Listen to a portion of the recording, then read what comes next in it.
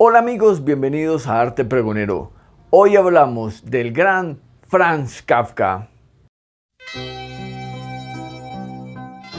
Aprovechando que casi se cumplen 101 años de la muerte de este escritor checo, tenemos este especial dedicado a su fantástica obra y a su fantástico ser.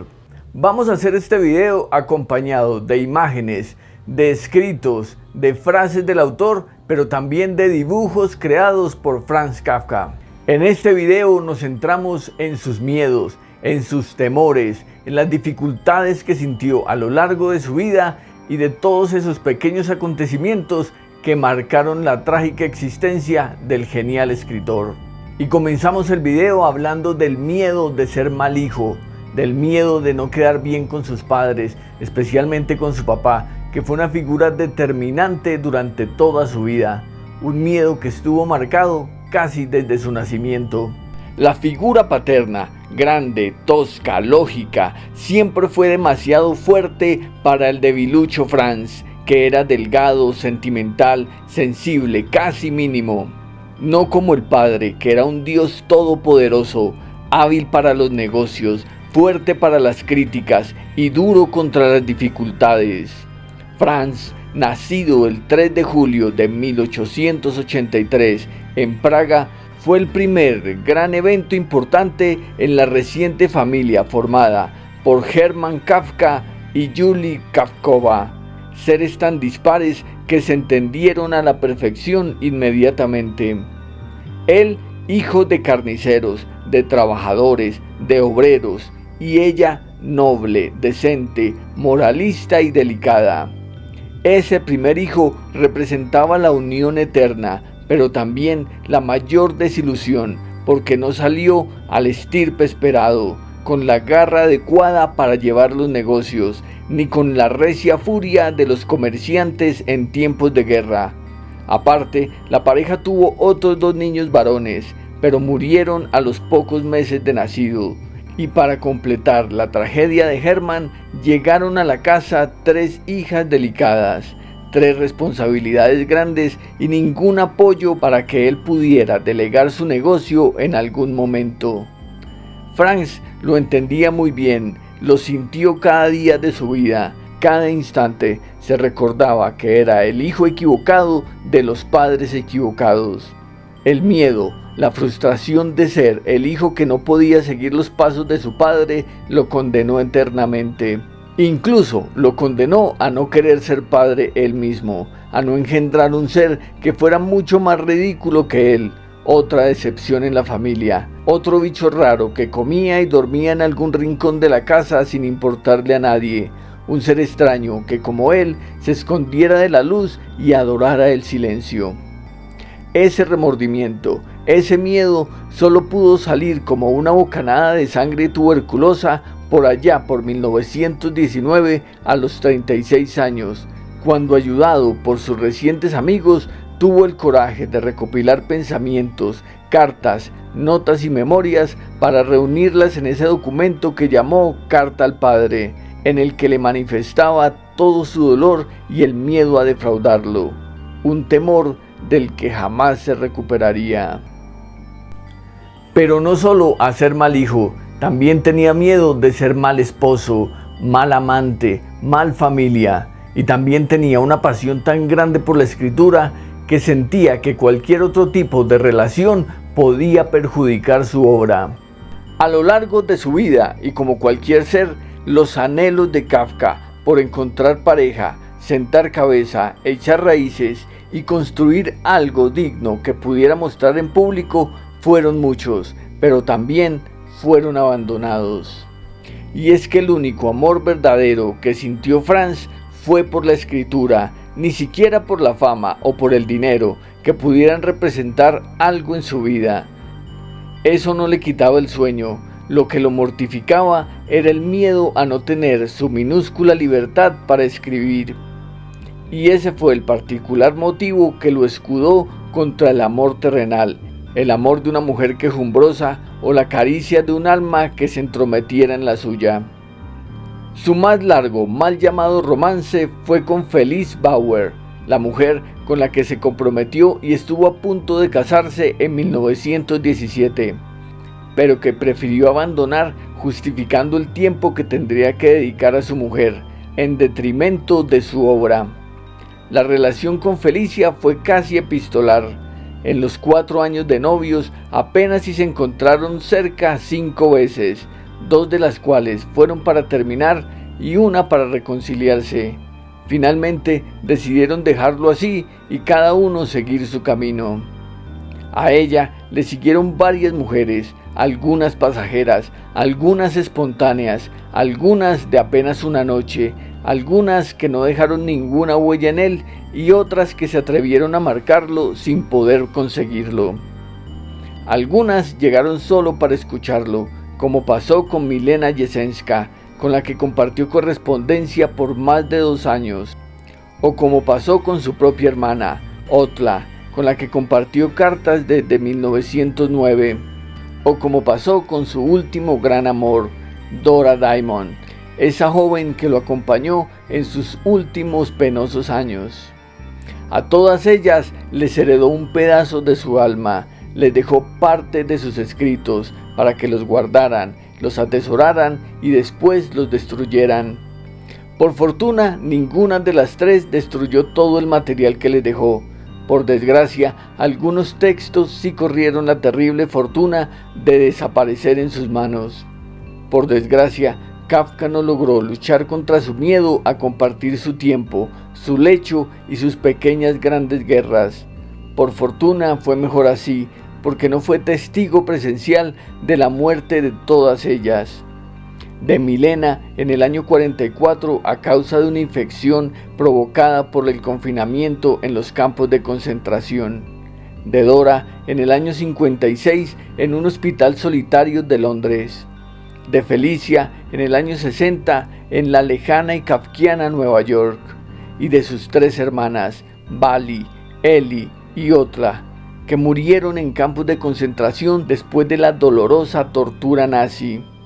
Sin duda, el miedo a estrechar esos lazos de corazón estaba justificado. El temor de no poder controlar las cosas que lo rodeaban, eso fue lo que lo llevó a tener uno de sus miedos más grandes, el miedo de ser un mal escritor por estar pensando en cosas ajenas a la literatura. El deseo de ser escritor, pero no uno cualquiera, sino uno de los grandes, estuvo presente en él desde muy pequeño.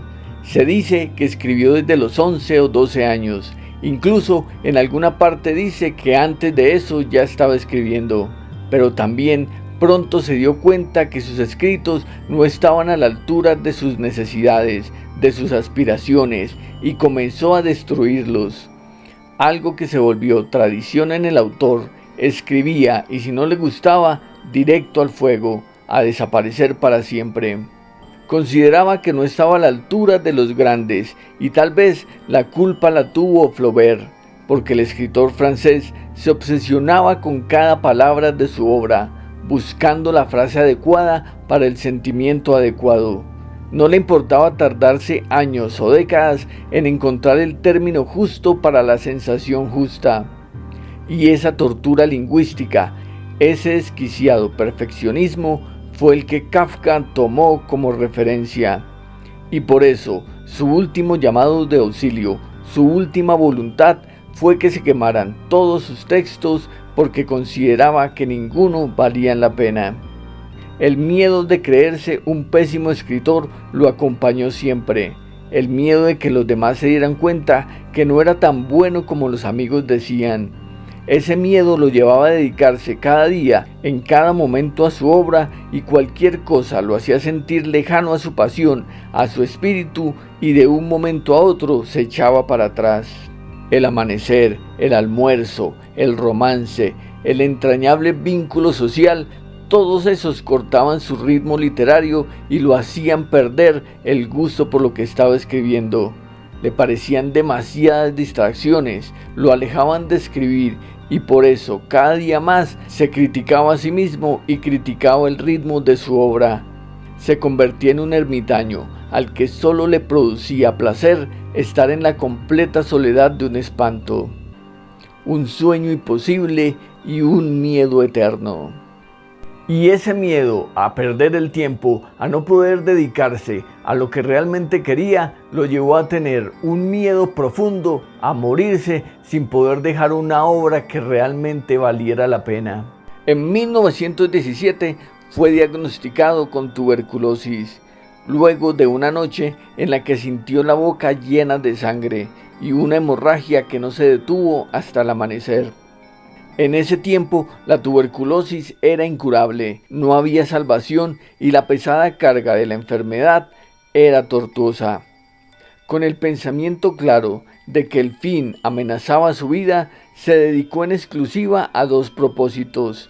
El primero, tratar de salvarse, tratar de vivir, y el segundo, escribir una obra que hiciera que toda su vida valiera la pena.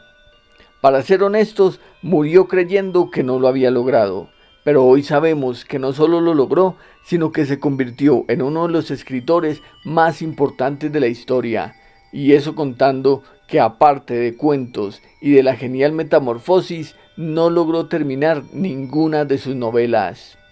La más cercana a terminarse fue El Proceso, que firmó en 1914, pero que guardó por considerar que le faltaba un poco más.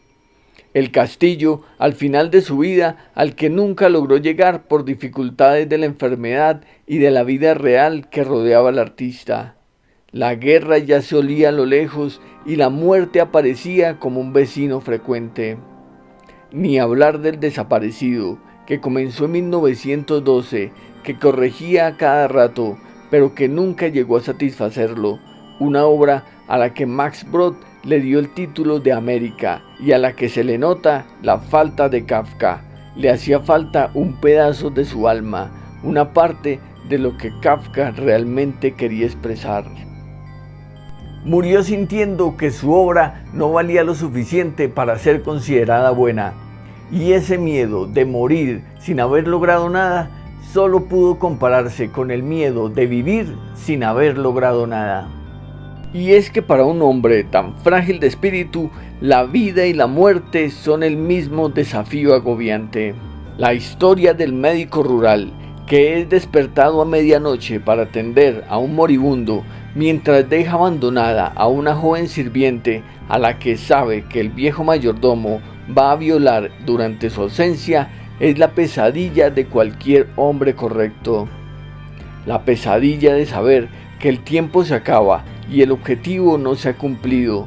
Y así fueron los últimos años de su vida, incluso su vida misma, un desespero por encontrar la historia indicada, la narrativa adecuada, el tiempo indicado y la satisfacción para decir que se había logrado una obra final, una obra real, completa y llena de propósitos.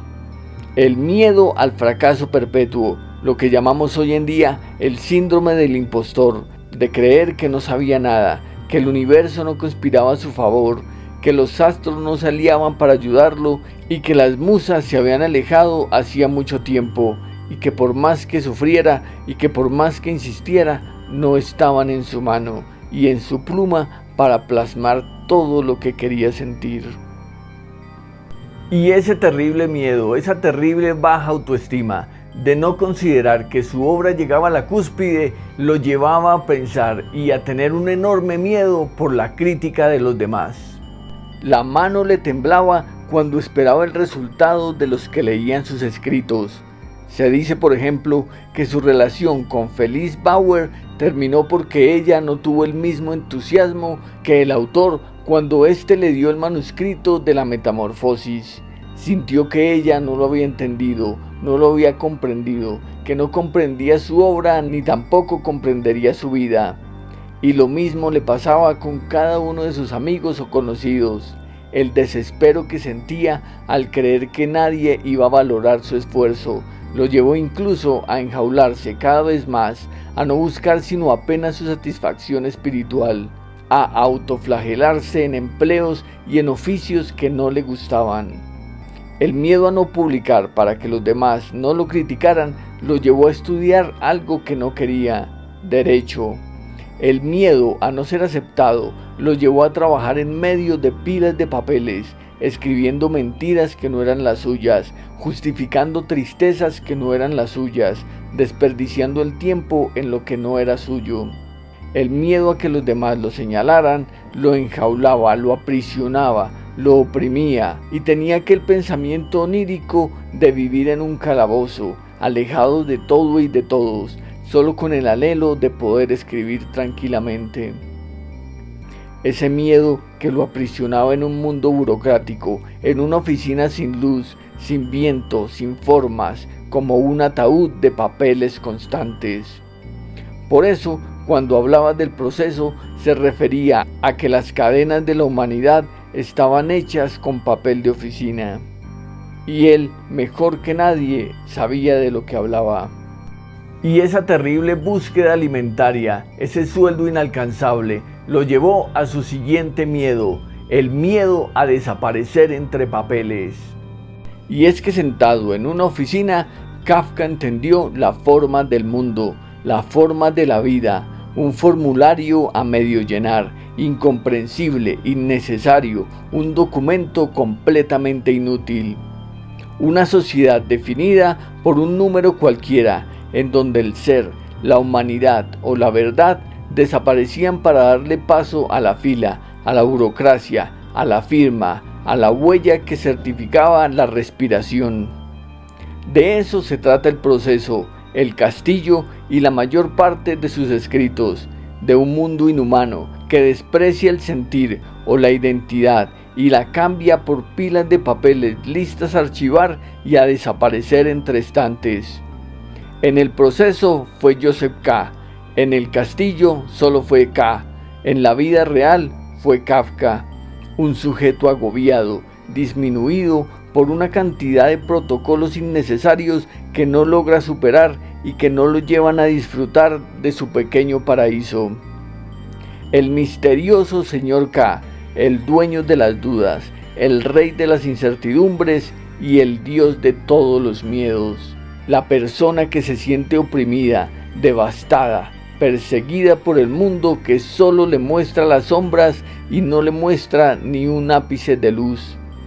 Eso es lo kafkiano, aquella sensación de estar hundido, secuestrado, atrapado en insensateces, en formularios imposibles, en callejones sin salidas construidas por los propios hombres. El miedo a que esos papeles definan la vida de cualquier hombre libre, que no exista nada en medio entre el certificado de nacimiento y el de defunción. Eso es lo que hace que la obra de Kafka sea tan seguida, llame tanto la atención y sirva de referencia única en un mundo que solo valora las cifras, pero no los pensamientos ni tampoco los sentimientos. Kafka, el profeta, vio la disolución de la humanidad convertida en papeles tachados y correcciones que solo le importaban al archivista. Y ese terrible miedo de morir entre formularios fue lo que expresó en la Metamorfosis, el miedo a sentirse minúsculo, a sentirse como un asqueroso insecto. Pero Gregorio Samsa no es Gregorio Samsa, es todo aquel hombre, mujer, niño, anciano o mamífero que siente que su vida ya no significa nada, que nadie lo valora y que está destinado a ser aplastado y convertido en una mancha sobre el suelo. Kafka vivió la Primera Guerra Mundial y todas las consecuencias nefastas de un conflicto de orgullos políticos. Quiso en algún momento enlistarse, pero no pudo. Su debilidad no le permitía defender sus causas. Su fragilidad era más fuerte que su deseo de ser valiente. Como dijo Milena Jesenska en un homenaje que le hizo a la hora de su muerte, era una persona demasiado sabia para vivir, pero demasiado débil para luchar. Y eso es lo que se veía o se ve en cada uno de sus escritos. Personas que desean, que aspiran, que anhelan, pero que nunca reciben la respuesta, que son apartadas al rincón de los olvidados. Por eso, tantas personas hoy en día se sienten identificadas con el autor checo, por mencionar la olvidada fila de los abandonados, de los despreciados y de las víctimas de la tristeza. Si en algún momento hablamos de góticos, de emos o de bulímicos, debemos decir que esa soledad tiene raíces en la obra de Kafka. Es en la obra de Kafka en donde esos seres débiles que no reciben más que banalidades tienen un espacio, una acogida y un momento para poder existir. Y si podemos decir que personajes o grandes artistas como Tim Burton, Terry Gilliam o David Lynch basaron parte de su creación artística en la obra de Kafka, podemos afirmar que uno de los miedos del autor era injustificado, el miedo a ser intrascendente y a no aportarle nada al mundo. Tenía un amigo que leía mucho y me pasó un librito pequeño amarillo y me dijo, léete eso. Ahora es lo único que le quedaba disponible en ese momento, entonces yo me acosté. Leía mucho, leía todo lo que me caía en las manos. Y abría esto y decía, una mañana, después de un sueño tormentoso, Gregorio Samsa se encontró convertido en un gigantesco insecto. Lo recuerdo como si me hubiera caído de la cama en ese momento. Y así como García Márquez se cayó de la cama, así lo han hecho cientos de artistas posteriores a la obra de este genial escritor. Se pueden contar los ejércitos de personas que se han sentido identificadas con la obra de Franz Kafka y que también ha aportado al mundo tremendas obras de esperanza. Y es que estamos seguros que Kafka nunca pensó ni se imaginó en el impacto que su corta obra tendría en el mundo digital, el mundo del algoritmo en el que vivimos hoy en día, un mundo de líneas rectas, de velocidades increíbles que no llegan a ninguna parte y de problemas pequeños que llenan corazones gigantes. La obra completa de Kafka, desde sus notas casi imperfectas hasta esas máximas coleccionadas en los aforismos de Surau, está llena de lecciones, de enseñanzas de un hombre que sin verlo todo, sí lo sintió todo, desde el capricho del hijo solitario y rebelde hasta la tortura del agonizante, del que ve cómo la luz de la vela se extingue poco a poco en ese lago de parafina hirviendo. Por supuesto que todos hoy en día tenemos una referencia en Kafka, una referencia a la tristeza, a la soledad, al abandono, a las ojeras por no poder dormir, a las largas sombras en la calle, al frío que penetra en los huesos y a esas preguntas que no se pueden explicar. La influencia del autor checo es sin duda más relevante que nunca y al parecer seguirá creciendo con el paso de los tiempos, porque la tristeza, las soledades y las incógnitas siguen creciendo a pasos agigantados. Y por último debemos hacer un juicio, porque el último de los grandes miedos que Kafka tuvo fue el de ser traicionado.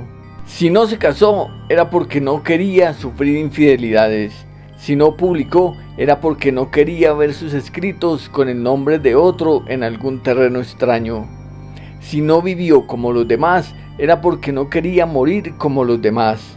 Sin embargo, el último de sus caprichos, el último de sus deseos, se lo dijo a su mejor amigo Max Brod, aquel sujeto que conoció en la juventud y con el que compartió todo, desde una noche en algún burdel extraño hasta sus más íntimas reflexiones sobre la vida misma. A Max Brod le contó toda su vida, sus anhelos, sus metas, sus miedos, sus complicaciones, todo lo que tenía que ver con el alma de Kafka. Antes de morir, le pidió que agarrara todos sus escritos y los quemara, porque creía que no estaban a la altura de su nombre ni del nombre que tenía que llevar una literatura verdadera. Kafka murió el 3 de junio de 1924. A causa de un ataque provocado por su tuberculosis. En otros casos el testamento se habría respetado, pero en este no. Su mejor amigo, su confidente, el ser de su confianza, lo traicionó. Max Brod, apenas al año siguiente de la muerte de su mejor amigo, publicó sus novelas inacabadas y de ahí en adelante dedicó toda su vida a encontrar escritos de su amigo y a publicarlos, pero también, y hay que decirlo, a defender la obra del gran escritor y a darlo a conocer por todo el mundo. La traición de Max Brod nos premió con un legado único en el mundo del arte, le dio el reconocimiento merecido a su amigo y dejó testimonio del verdadero proceso creativo que viven los grandes hombres y los grandes talentos. Desde que las musas inspiraron a Kafka, por allá por 1912, cuando escribió La condena de un solo aliento y le ratificaron su enorme talento, nadie apreció tanto su obra como Max Brod, que decidió que el mundo debía brindarle el homenaje merecido a su amigo, un homenaje eterno y la compañía perpetua del respeto y la admiración, unos valores que aún hoy siguen y deberían seguir en un mundo ligado al talento impresionante de este genial escritor.